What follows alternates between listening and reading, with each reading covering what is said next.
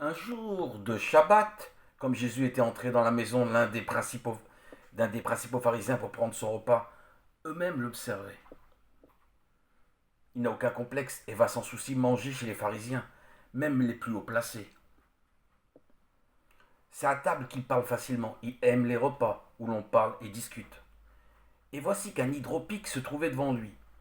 Et Jésus, prenant la parole, dit aux docteurs de la loi et aux pharisiens: Est-il permis ou non de guérir le jour du Shabbat? Mais eux gardèrent le silence. Jésus s'intéresse à l'homme avant tout, et non pas à des principes religieux devenus des abstractions et dont on jongle au mépris de la réalité humaine.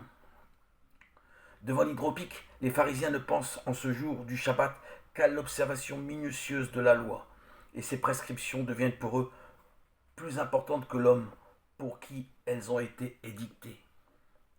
Jésus résistera toujours aux gens en place, que ce soit Hérode, Antipas, que ce soit les docteurs de la loi, les pharisiens ou les sadducéens. Il ne se laissera jamais impressionner. Ici de même, il prendra lui-même l'initiative de la lutte en posant une question embarrassante à ces gens qui jamais ne veulent se compromettre. Est-il permis ou non de guérir le jour du Shabbat? Mais eux gardèrent le silence. Cela frisait la provocation. Mais Jésus ne se démonte pas pour si peu. Il attaque en faveur de l'homme. Ayant pris l'infirme par la main, Jésus le guérit et le congédia. Puis il leur dit: Qui d'entre vous, si son fils ou son bœuf tombe dans un puits, ne l'en retire pas aussitôt un jour de Shabbat? Et à cela, il ne put rien répliquer.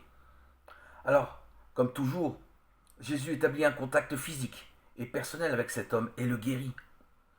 Il n'agit pas comme le magicien qui éblouit son auditoire, mais comme le Dieu de toute tendresse. C'est l'homme qui, pour lui, est premier, et la religion est toute faite pour conduire, relier l'homme à Dieu, et non pour sacraliser des rites au mépris de l'homme. Les mains du Seigneur sont aussi vives que son cœur. J'aime son geste envers l'hydropique, pour le rassurer, le guérir et le pousser dehors. Qui pourrait jamais oublier une telle attention?